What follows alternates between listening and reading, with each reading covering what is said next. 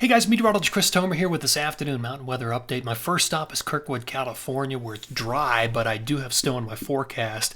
Tahoe north to Shasta tonight into tomorrow morning, 4 to 8 inches of accumulation. Base temp there right now, 33 degrees. Let's talk satellite. Here's water vapor.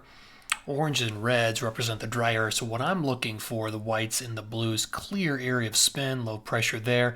That's the one that will drive the snow in tonight.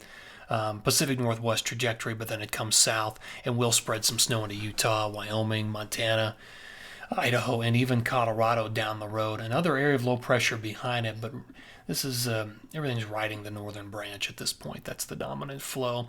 Transport and lift that northern branch. Southern is somewhere down to the south there, supporting an area of low pressure. All right, let me just talk about the timeline right now for all of this. And there are 4 storms lined up. They're all pretty minor through 428. The 4th storm probably has the most potential, but you can see them all lined up in time, one right after another. The 4th storm, though, is the one that I would watch out of all of those. All right, let's go back. I want to show you my blog. I wrote about this morning, christomer.com, pattern through May 1st.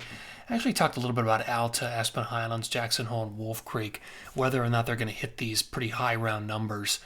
I think it's pretty likely for most of them, except for Aspen Highlands. I don't know if there's enough in the forecast between now and May 1st. That's what I'm talking about, between now and May 1st, whether these areas will hit these numbers or not.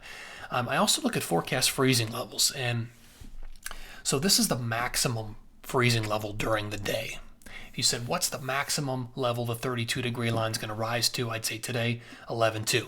May refreeze again that night, may drop way down, but by day, the maximum levels are here. And notice in the Wasatch, they all go down starting tomorrow as the storm system starts to move in with colder air and some snow chances. Same in Colorado's Central Mountains. What's the maximum height during the day? 12.3 today, 11.7 tomorrow, and then they drop way down as we move ahead in time with these storm systems. All right, the forecast pattern. This was the jet from this morning. Pretty good area of low pressure on 426. This afternoon's update's a little bit later, and here it is. Moves a little further west, hasn't quite developed yet, but it's there in the Pacific Northwest, so only a slight change in timing.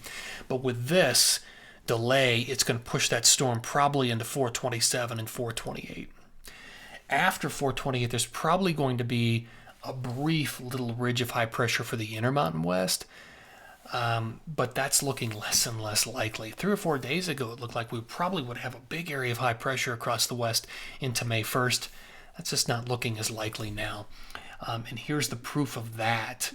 Europeans suggesting only brief area of high pressure for the Intermountain region, with a progressive flow for the west coast in low after low hitting the Pacific Northwest. So there may not be much of a break for the Pacific Northwest. Pretty interesting to have seen that pattern flip so much over the last 3 or 4 days. All right, let's go back here to my blog. There's the May 1 pattern, and here is the forecast radar and satellite. So by Tuesday morning, here comes the next storm. Snow in Tahoe, snow through Montana, Wyoming, Utah, Colorado, into 419, 420. Another disturbance drops down. Here comes the next low into the Pacific Northwest.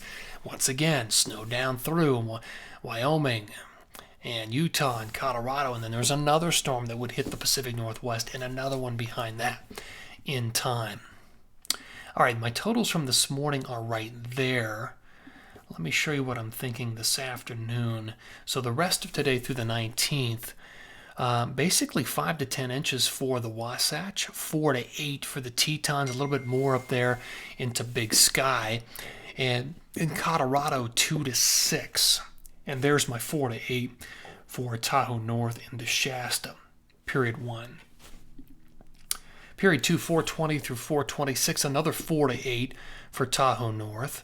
Potentially another couple of inches for the Tetons and Wasatch, and another 2 to 6 for Colorado. So again, period 1, and then period 2.